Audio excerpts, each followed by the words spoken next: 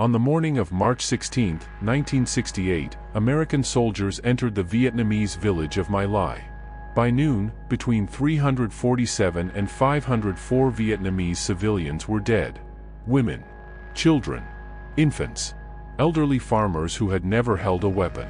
Shot, stabbed, thrown into ditches, burned alive. Not in combat. Not as collateral damage.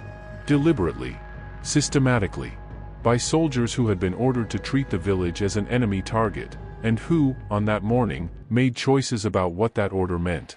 The massacre was covered up for 18 months. When it was finally reported, by an American journalist, Ron Heberl, who had been there and had photographs, it became one of the defining moral crises of the Vietnam War and of 20th century American military history. 26 soldiers were charged with criminal offenses. One was convicted. He was sentenced to life imprisonment. He served 3.5 years under house arrest. He was pardoned. This is not a story about whether war is hell. This is a story about what happens when soldiers are given orders, make choices, kill 500 people, and the system that is supposed to hold them accountable decides, in the end, that it would rather not. Charlie Company, 1st Battalion, 20th Infantry Regiment, 11th Brigade, Americall Division arrived in Vietnam in December 1967. They were young, most in their late teens and early 20s. They had received basic training and had been deployed to Quang Ngai Province in South Vietnam, an area that American military intelligence had designated as heavily controlled by the Viet Cong. The province had a specific reputation in American military circles. It was considered one of the most dangerous areas of operation in South Vietnam, with a significant portion of the civilian population assessed as sympathetic to or actively supporting the enemy. Charlie Company had spent its first months in Vietnam conducting operations in this environment. They had taken casualties from mines and booby traps. They had not, by the accounts of the soldiers themselves, engaged in significant direct combat. The enemy they were fighting was invisible. The mines that killed their friends had been placed by people they couldn't see, in villages where the population seemed to offer no information and presented no obvious threat. The frustration of fighting an enemy you couldn't find, in a civilian population you couldn't trust, while watching your friends die from weapons you couldn't see, this is the specific psychological environment that Charlie Company had been operating in for months before March 16, 1968. On the evening of March 15, Captain Ernest Medina briefed the company for the next day's operation.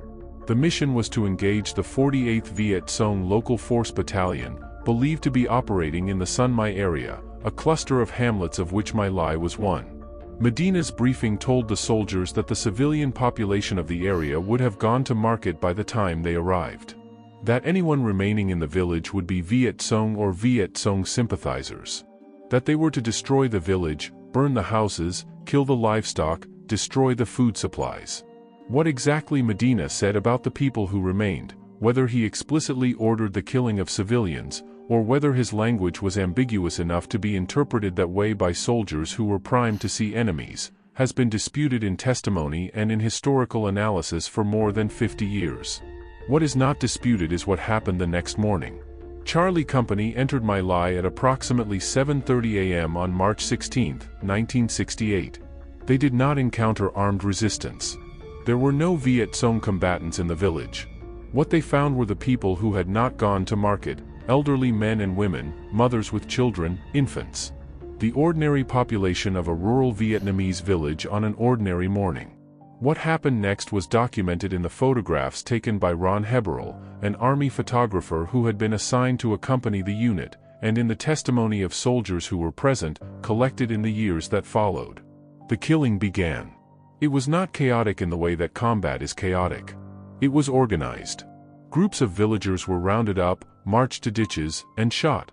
Individual civilians were shot where they stood.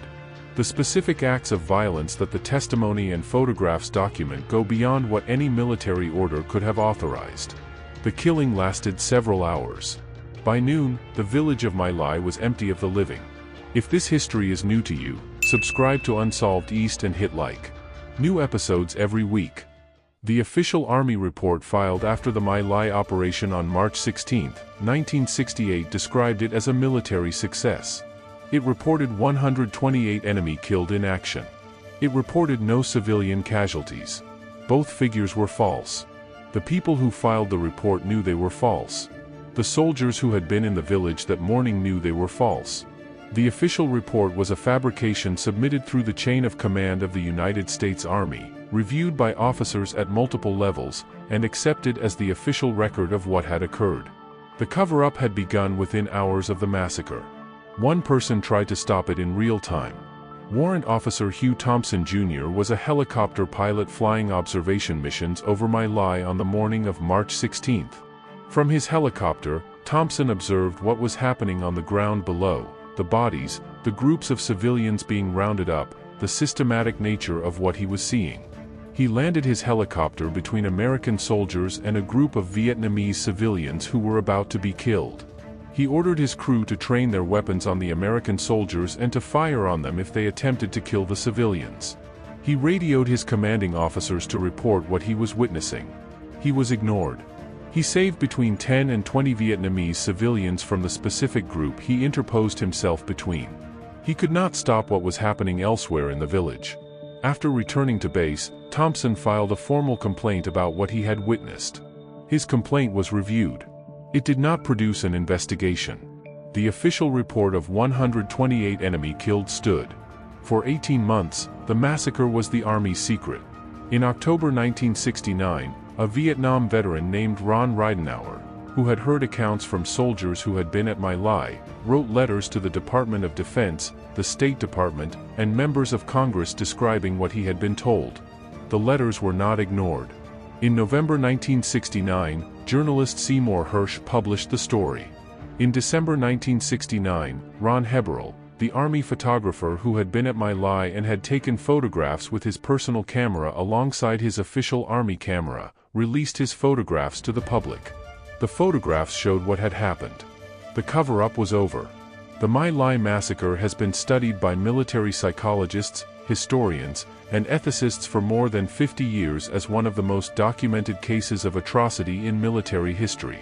The questions it raises are not unique to Vietnam or to the U.S. Army. They are the same questions that arise from every case of soldiers killing civilians under orders, from the Bataan Death March to Gwangju to the streets of Manila.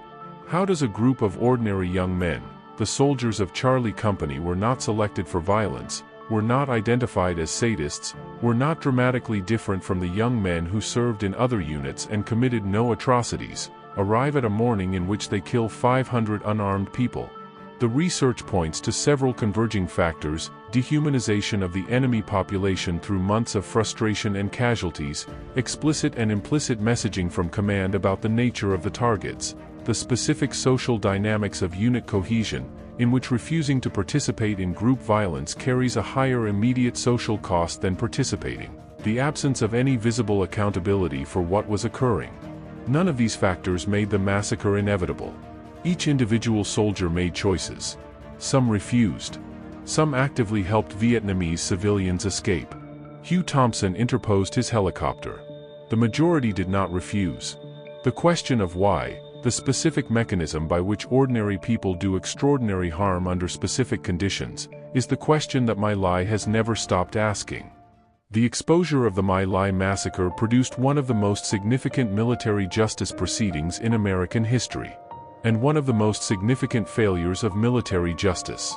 The Army's investigation, the Pierce Commission, named after its chairman Lieutenant General William Pierce, documented the massacre and the cover-up in detail. It identified individuals who had participated in the killing and individuals who had participated in the cover-up. It provided the evidentiary foundation for criminal prosecution. 26 officers and enlisted men were charged with criminal offenses related to My Lai. 25 of the 26 cases were dismissed before trial or resulted in acquittal.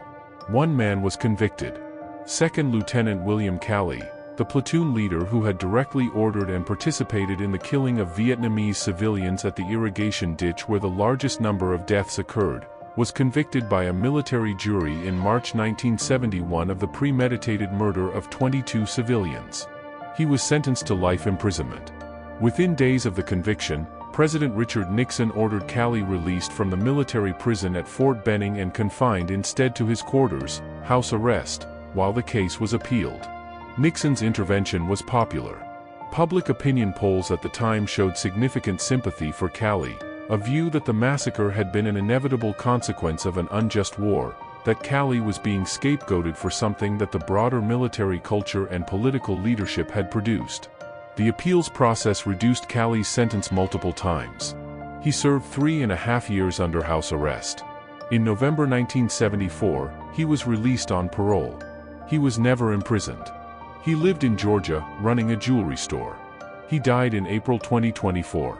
Hugh Thompson, the helicopter pilot who had landed between American soldiers and Vietnamese civilians and had tried to stop the killing, was not recognized for his actions for 3 decades. He was, in the immediate aftermath, threatened by fellow soldiers for reporting what he had seen. His career suffered. He received hate mail for years. In 1998, 30 years after My Lai, Thompson, his crew members Lawrence Colburn and Glenn Andreatta, received the Soldier's Medal, the Army's highest non-combat award for bravery. The citation recognized that they had placed themselves between American soldiers and Vietnamese civilians to prevent further killing. 30 years. The village of My Lai is a memorial now. The Sun My Memorial sits on the site of the massacre, a museum and park that preserves the geography of what happened on March 16, 1968. The ditches where villagers were shot are marked. The foundations of the houses that were burned are preserved under grass. The photographs taken by Ron Heberl are displayed. The names of the 504 people confirmed killed, the higher end of the disputed range, are inscribed on a wall. Vietnamese school children visit. International tourists visit. Some American veterans visit. The survivors of My Lai, the people who were in the village that morning and escaped, who hid under bodies, who were protected by soldiers who refused to participate, have been identified and their testimonies documented over the decades since the massacre. They are elderly now. They have spent their lives in the vicinity of the place where it happened, farming the same land, living in the same area, carrying the specific memory of a morning that lasted several hours and that has defined every morning since. The United States Army's reckoning with My Lai produced investigations, prosecutions, and one conviction that was effectively nullified by presidential intervention and an appeals process that served 3.5 years under house arrest.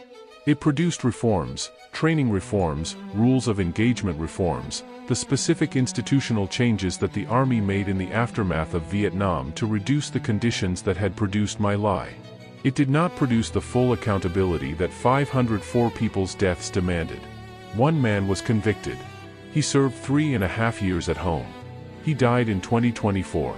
The 504 people killed on March 16, 1968, are inscribed on a wall in Vietnam. They have been there longer than most of the people reading this have been alive.